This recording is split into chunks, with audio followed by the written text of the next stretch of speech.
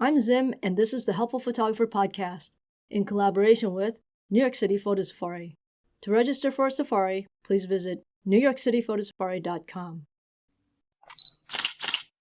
I've received a lot of questions about photographing birds lately, and since I pretty much have no experience in this area of photography, I've decided to invite our very own Alison Precious to join me in today's podcast. Alison is a photographer based in Gravesend, England, and is a standing member of the British Royal Photographic Society, and she's an amazing bird photographer. Hey, Alison, how you doing? Hi, Zim. Good, thank you. You? Good. How are things in Gravesend? Very dark. It gets very dark in the winter quickly, so we have very short days, which is quite sad, really. So less shooting time, in other words. Yeah, less shooting time, less time outside. And that's why I don't live there. Hey, so as you know, the reason I'm calling you today is to get some advice for beginning bird photographers. You're our resident expert on shooting birds, and I know that you've been doing it for years and years, and you've spent ridiculous numbers of hours out in the field. So I'm wondering, what is the most important piece of advice you can give to our listeners about how to shoot birds if they're just starting out? If you're just starting out, the thing to do is start simple.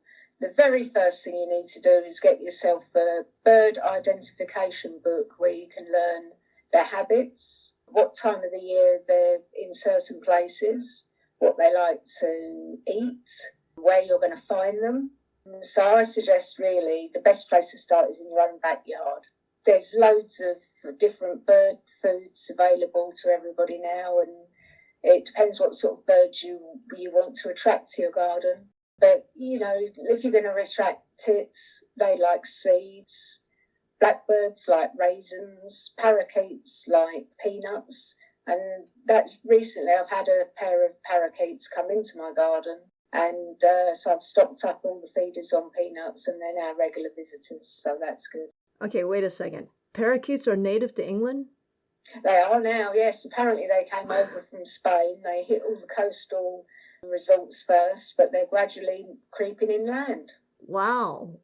So, in other words, your main piece of advice here, your first piece of advice is do your homework. Exactly. You need to know their habits, what they like to do, what they don't like to do, what food they want. Definitely get a book. And you're saying let's start in your backyard. And this is great because we're heading into winter. And honestly, I really don't want to go out in the forest and sit in the forest too long because I'm in the Northeast and it's kind of cold out there. So we can start attracting local birds to our own backyards if we know what the local birds like to eat. That's exactly it. Yeah, you need to put the right food down for what birds you want to attract. I mean, goldfinch are lovely birds, but they only eat one thing like Niger seeds. So you need to put the right food down to attract the sort of birds that you want. And water. Water is very important as well. They like to drink and they like to bath. So I put a big saucer down in a place where I know I'm going to get a good photo if the light's right. And they learn it's there and they will come back time and time again. So in other words, your backyard bird restaurant has to have good food and good drink for the birds. Is that right? That's exactly it. And not only that, mine get good dog hair because when the blue tits were nesting in my nest box I have in my garden, luckily I get visitors every year to that. The dog hair is like a lining for their nest. So I place the hair into the hedge, wait for the blue tits to come along, shot a few shots. And I got one of those shots published in the Country File magazine. So I was really, really pleased with that. Oh, that's great. But never mind that. Where the heck are you getting dog hair? Off my dog. I've got a Springer Spaniel called Alice. Okay, so in order to shoot birds, I also need a dog? You're probably better off without the dog. You know, you want to catch the bird, and in the garden, which is quite small, you know, she puts them off.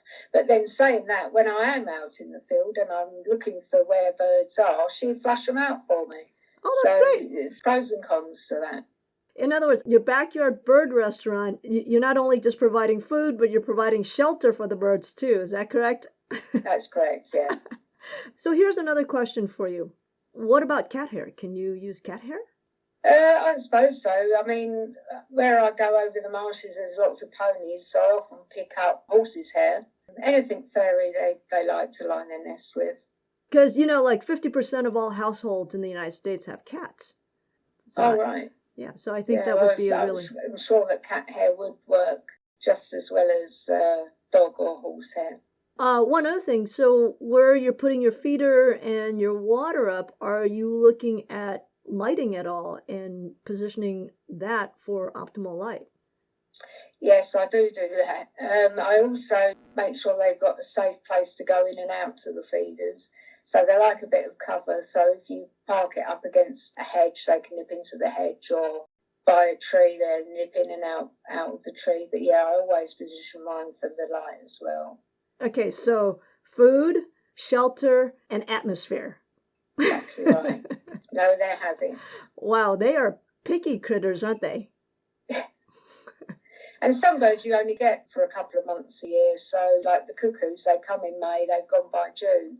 Also waxwings, I mean, there's no point if you're looking for a waxwing in the summer because they're a winter visitor. This is why I can't stress how important a good bird guide is. Cool. I think Plus, if you're out and you see one and you can't identify it, take a shot of it. When you go home, put it on your computer, and then you can identify it with that really good bird book that you bought.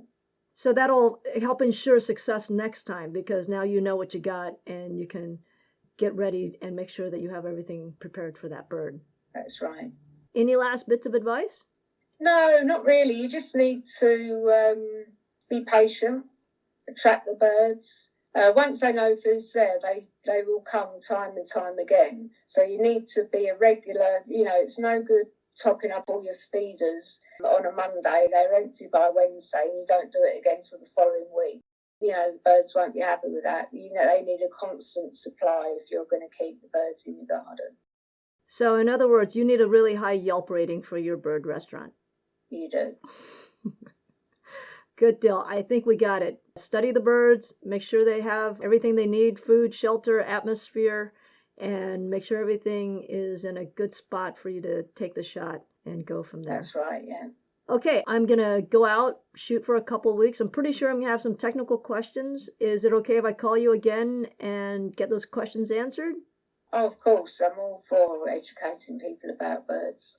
Thank you so much. Enjoy the rest of your evening, and I'll talk to you in a couple of weeks. Cheers, then. Thank you. All right, bye.